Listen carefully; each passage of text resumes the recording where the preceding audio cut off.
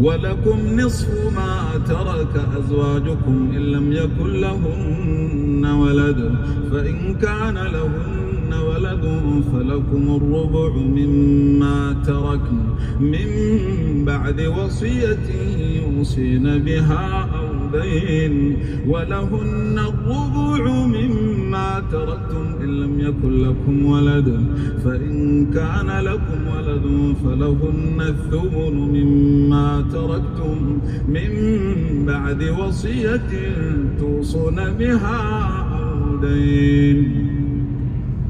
وإن كان رجل يورث كلالة أو امرأة وله أخ أو أخت فلكل واحد منهما السدس، فإن كانوا أكثر من ذلك فهم شركاء في الثلث من بعد وصية يوصي بها أو دين غير مضار، وصية من الله والله عليم حليم. تلك حدود الله، ومن يطع الله ورسوله يدخله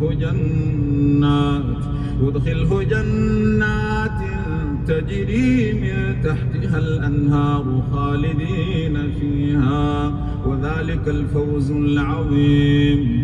ومن يعص الله ورسوله ويتعد حدوده يدخله نارا خالدا فيها وله عذاب مهين.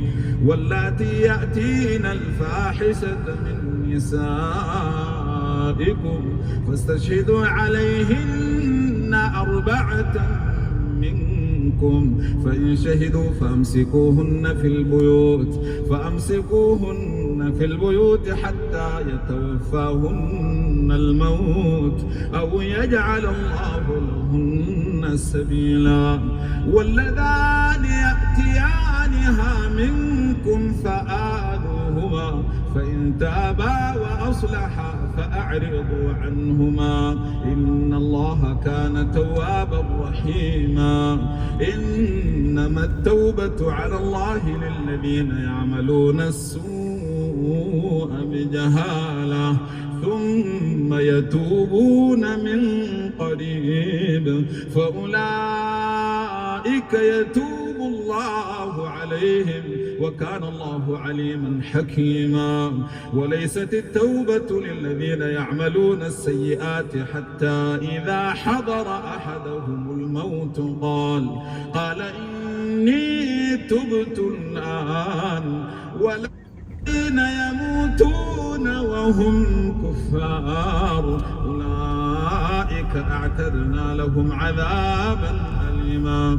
يا أيها الذين آمنوا لا يحل لكم أن ترثوا النساء كرها ولا تعضلوهن لتذهبوا ببعض ما آتيتموهن إلا أن يأتين بفاحشة مبينة وعاشروهن بالمعروف، فإن كرهتموهن فعسى أن تكرهوا شيئا ويجعل الله فيه خيرا كثيرا.